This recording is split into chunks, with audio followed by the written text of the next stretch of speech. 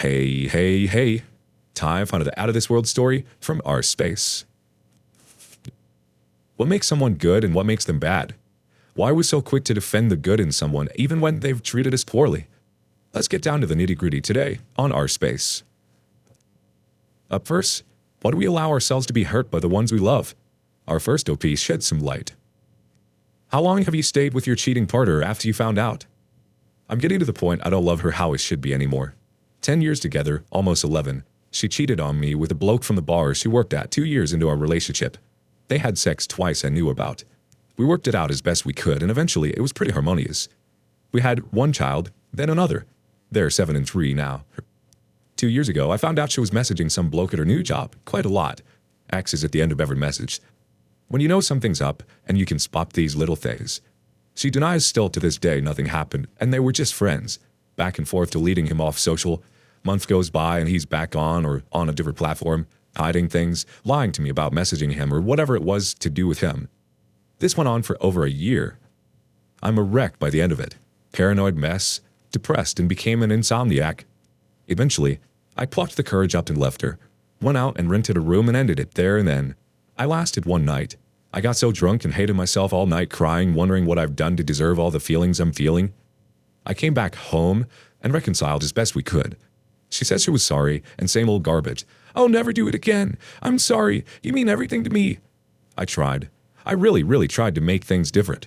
I found out a month later she was already sexting a new bloke the night I left. She said it's because I left her and she was lonely. Normal service resumes. Delete the blokes off of social media. Pinky promise I won't do it again. This was a year ago to this day, nearly. Nothing since, and she's been very nice and trying, etc. All I can say is, I feel like a vessel, not a person. The only joy I have is my children. I don't love her the way I should. I love her in the sense that I would do anything to keep her safe and I wouldn't see her hurt. You know what I mean? She's the mother to my kids after all. I know I need to leave her, but I'm such a coward to do so. Didn't have the greatest upbringing. My nearest family is miles and miles away. We live together along with our children and her mother and father. I feel trapped almost. Anything bad happens between us, I'm singled out. I know what I need to do and I've planned it, but I can't seem to just do it. I think it would hurt her leaving. I know it would hurt my kids. Has anyone else just suffered in silence so they didn't hurt anyone or their kids? Am I being selfish and not putting my kids first? Thanks for reading. Let's see what the community has to offer in the way of advice. Fushiman says, you're worried about hurting her, but think, if you were about to walk into the path of danger, path of a car, say, and someone roughly pull you out of the way, would that not be better? Your missus is on a slippery slope to treating people badly and allowing herself to be the worst version of herself. Even if this does hurt her, it'll be more beneficial for her in the long run. It's a hard, painful lesson in self-reflection. She needs to look at the worst parts of herself and learn how to deal with it. But few of us do that willingly. And if she's not careful, she's gonna hurt herself, her kids, and others in the future. I know because both my parents have acted like that. Both have used it as a weapon. And I was stuck with the fidelity fixation long before I got cheated on. In answer to your question, it's been just over 4 months for me and my wayward spouse. It's rough. Every day hurts. Do what you can to look after yourself, dude. I wish you all the best. Another thought from Nice Rat 123. Sorry, but this was hard to read. I mean, you're actively being a doormat so you don't rock the boat. And when she rocks the boat, you're there trying to keep it from flipping over. OP, you should get out of the house for like a week. Find some place that you can actually stay in and just be free for a minute. You guys are reconciling and are doing all the work while she just disrespects you because you're trapped. I feel bad for your children seeing this dynamic and thinking it's normal or what they should emulate when they get old. Sorry, OP. It's just a crappy situation. I'm so sorry, OP. It's remarkable that you're able to still love her and not want to see her hurt, even though she seems to hurt you constantly. I don't think you're being selfish at all, OB. I think you're being quite selfless. Your kids deserve to have a father who is happy. I'm not sure they'd like to see their mother doing something like this to their father. We have to take care of ourselves, and putting our own happiness first in cases like this is the greatest act of self-love. Update. As the title suggests, I have had enough of being in my relationship with my wayward spouse, and I need out. To really speed up this blog, I will tell you the very basics and why I need the most advice I can get. 10 years plus together, 2 children, 7 and 3. She cheated on me before our first child, reconciled and had 2 children. 3 years ago, she went on a message spree with a bloke she undoubtedly fancied and lied to her teeth for over a year. Who knows if they did anything physically, but it hurt just as much. We broke up and I moved out just over a year ago. I lasted a night without her and I came back. Been very empty since, and she even tried it on with a completely new bloke the night I moved out. Found out a week after I came back. Anyway, I feel trapped and I hate the fact it will affect my children and how much I see them because those children are everything. It will break my heart to leave, but I think I need to for my own health and happiness. How would one go about breaking this bombshell or just going? I've been saving money on the side to move out into rented accommodation. This feels just like the hardest thing in the world to do, and I'm not going to lie, I'm scared crapless of the future, of change, and myself with my children. I guess I need some courage, and I have been very assertive in my life, but this has turned me into a depressed coward. Any advice is helpful. Thanks for reading. Catch you on the flip-flop. This bloke wants advice. Let's give it to him.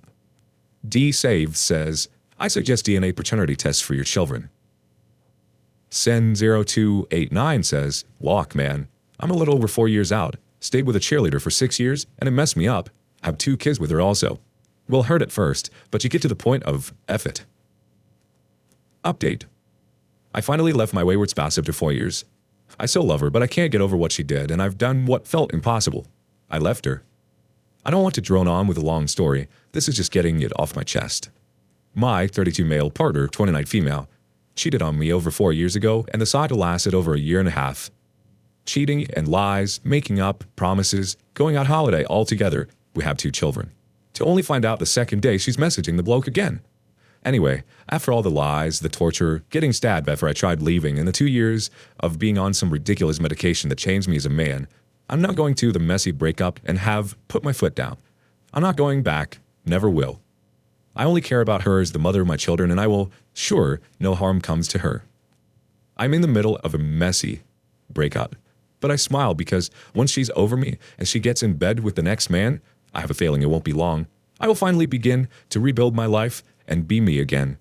Thanks for reading. Just venting. Let's see some reactions from the community for this one. No Simple 4379 says, just going through the exact same thing after 2 years trying to forgive her for your affair. There seems to be a similar narcissistic tinge to this woman. Stay strong. Kimmy Woo wants to add, reading things like this makes me realize there are still men who will not tolerate crap like that, and men who don't think that cheating is normal. After being cheated on and lied by who I thought was my forever partner. All I can say is I'm sorry you're going through that, and stay strong, my friend. You're doing the right thing for you. You deserve better, and better will come. A deleted user has one more comment. It's the right decision. The relationship is never quite the same. You never sleep the same. You never see them the same. You never erase the memories and intrusive thoughts. People can choose to lie to themselves. I want to tear my hair out when I look at the reconciliation sub and the amount of dissociation people will engage in just to stay with a cheater. But at the end of the day, you go from, they would never do this, to, this is a real possibility. It's happened before. And that's undeniable. Just the other day, we had a post here from a woman who admitted she had to leave the sub so that she can basically lie to herself and lull herself into a sense of safety. All for a cheater will almost definitely continue, since to stay with a cheater means to both abandon self-respect and lose respect of others. I think this sub can be very really grounding, which doesn't match up and trying to lie to yourself about how things really are. Whenever I see posts like this, acting on the reality of the situation, it makes my heart so happy. I want every one of us here to be happy and in relationships we all deserve. Honest, truthful, loving. It's not possible to build that with someone who at any point thinks cheating is acceptable. Excellent move, OP. You really stood up for yourself here. I'm glad that you can find a safe place to talk about your situation. There are so many people out there experiencing the same hurt. You're not alone. You will get to this, and you'll come out on top. Your ex will always be the mother of your children. That will never change. You deserve only good things, OP. What do you think? Next up, a not-so-secret mistress seeks closure. Father passed away recently. We found out about his infidelity days later. Last Tuesday, the 31st, my father suddenly passed away. It was a heart attack, and by the time I got the call something was wrong, he was gone. Shortly after, the following Friday, we found out about a 10-year-long affair he was having. My mother caught him with this woman before, 2011-ish. She had found Facebook messages open on the computer. After a while, she threatened to speak to a lawyer and get a divorce, but my father was apologetic and promised he would stop. That was the last we heard of it. approximately 6 or 7 years ago. I didn't even know her name. He moved out May 2020, saying he was going to live with his brother surrounding a turbulent household environment. We believed him at the time because his brother had just had an emergency which could have killed him. Even though he moved out, he would still come up and help around the house 3 to 4 times a week on average. At one point, he moved out. My mom asked him if there was someone else and he said, "No, it's only ever been you." I was working with the extended family on his side to plan the services and make sure they had everything they needed to grieve properly. At one point, they wanted to add his mistress's name and family, her sons, daughters, grandsons, etc., to the obituary. When I said it was ridiculous to include a mistress's name and family in the obituary, was I wrong about that? My extended family told me to remove their names as well. They said that they'd rather have the obituary be about my father and they feel names are unimportant. Afterwards, I found that the extended family copy-pasted the text of the obituary onto Facebook, removing my mother's name and adding back their names and the mistress's name and family. They also put at the bottom that their family and the mistress's family are planning a celebration of life for my father, unbeknownst to me. It is at this point that I become enraged and feel lied to, telling them that I am refusing to attend services, which I am paying for in full, and mention that I wish to speak of it no longer because I want services to be about the good part of my father and not me or this affair. I say that I cannot be at the funeral with this woman, but the entire town and extended family that referred to my father as her boyfriend supporting her.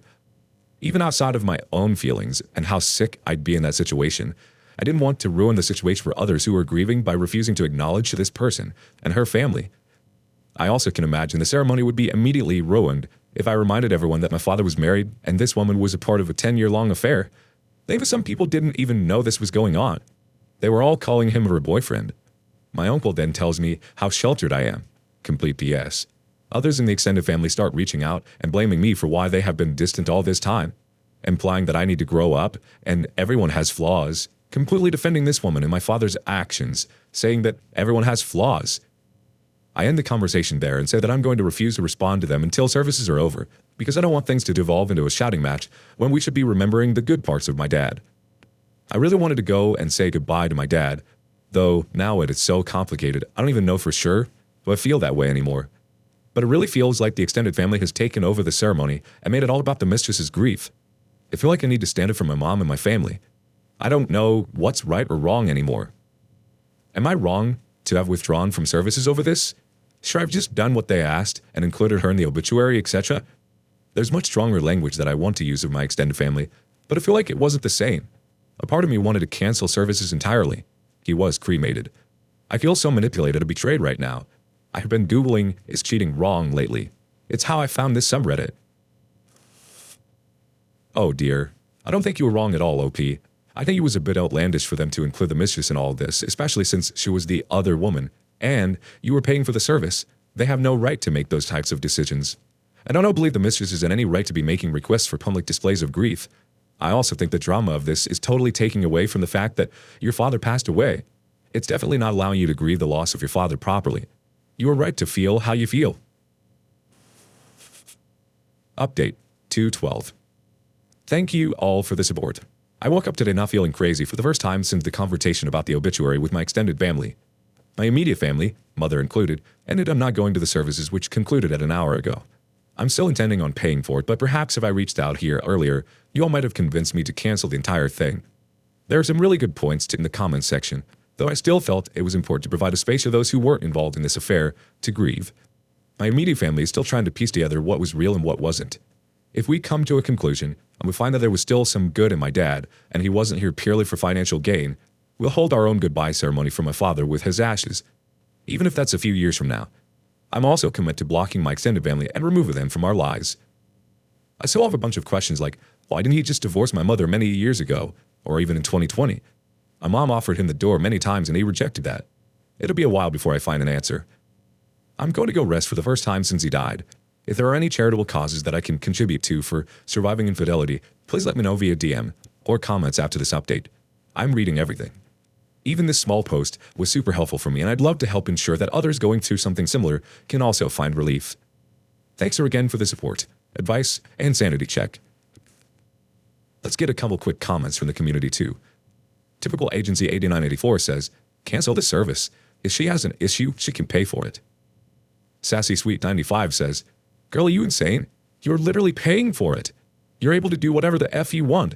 Change the obituary and repost it. Cancel or just change the whole service date and don't even invite them.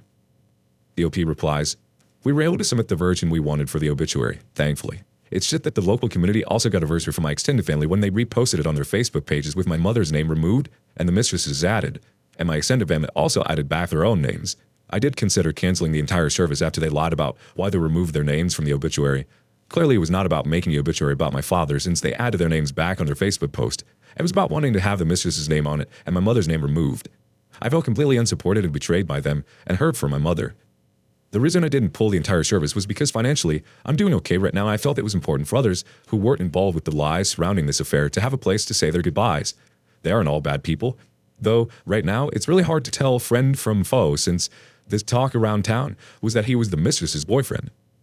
The community he died in is super close-knit and was his hometown. The funeral director himself knows the mistress and her family, as well as my extended family and my father. Let's get one comment from the community. Rage, sadness, all in one wanted to say, a 10+ year affair when you don't divorce your wife, you just move in with your mistress and don't tell your wife and kids, is not a flaw. And I would be super duper clear about that with any supporters of the affair. It does seem odd for them to remove your mother's name from the obituary. Not only odd, it is just a slap in the face. It's going to take some time to process. Not only are you processing your father's death, but you're processing the man you thought he was. His death revealed a whole heck of a lot. Take your time. I'm sorry that you had to find out this way and that it went down the way that it did. Have you ever uncovered his family secret? Let us know in the comments below. Then thank you for joining us today on Our Space. Like and subscribe and hit that notification bell so you don't miss out on our next video. We hate for you to miss out. If you want to listen to more stories from me, check out Our Lounge, where I feature a larger variety of non-cheating related stories. See you there.